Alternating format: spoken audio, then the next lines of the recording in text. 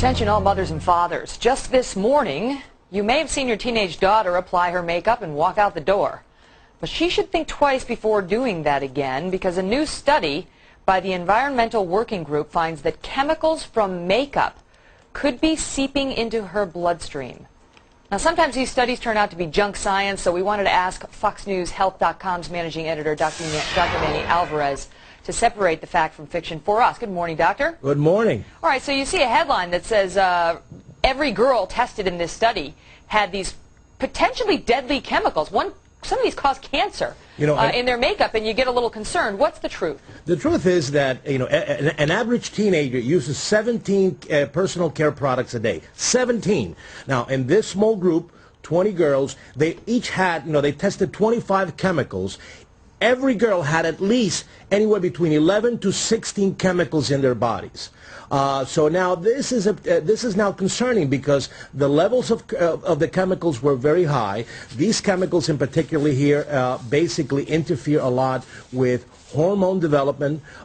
They interfere with reproductive problems, obesity, cancer rates. So when you start now exposing young girls to all of these chemicals, it's going to be a big problem, and we have to be very careful. If you look at the rates of premature puberty, in other words, girls that are getting breast development at the age of 8 and 9, early menstrual cycles, obesity, and some chronic illnesses, especially in teenagers and young adults, you begin to wonder whether the excessive exposure of these chemicals is harming our children. Okay, but for mothers and fathers sitting at home right now who as a result of this right now want to run and ban their children from wearing makeup, what do they actually need to look for? If they get into that fight, what actually should the girls be staying away from? Because it seems so ambiguous when you read the study. Well, you have to first, you got to go from 17 things a day to a few a day. You have to minimize the amount of chemicals you put in your body. Nail polish, all the things that girls put in their faces and things like that. You have to be very careful. The shampoos, the antibacterial soaps. You got to cut. You got to cut down the chemical exposure.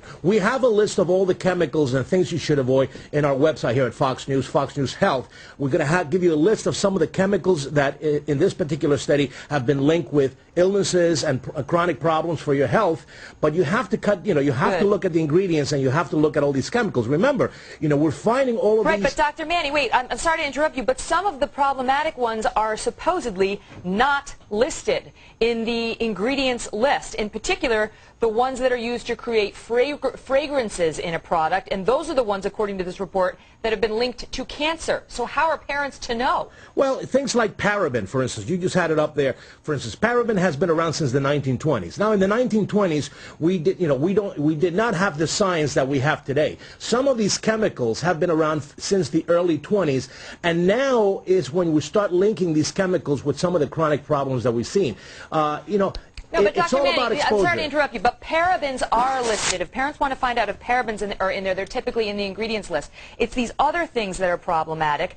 They call them synthetic musks, and I can't even pronounce the word, phthalates. But they're not listed, so how are parents to know? No, musk is just a generic name. There's a lot of subclassifications of the musk chemicals that you can actually look at, and we will have that in our website. So you can look these things up. I mean, all the information is there, and you can look them up. The same thing with the triclosan. The triclosan chemical, which is a kind of chemical, basically is this antibacterial. It's the kind of favorite thing that all these antibacterial soaps say, kills bacteria. If you ask any scientist, they'll tell you don't need those chemicals to kill bacteria when you wash your hands or you take a daily bath. Yeah, we've heard and that chronic exposure is going to be a problem. Got it. Dr. Manny, well, I'm glad to hear it. We're going to post it all on FoxNews.com, so if you want to get the list, check it out. Dr. Manny, thanks so much. And I want to point out to our viewers that we did reach out to a couple of cosmetic companies to get them to weigh in on this. I'm sure they might take issue with this study, which I should point out for the record was rather small, only 20 girls tested, but none got back to us in time. So check it out on your own when you have some time.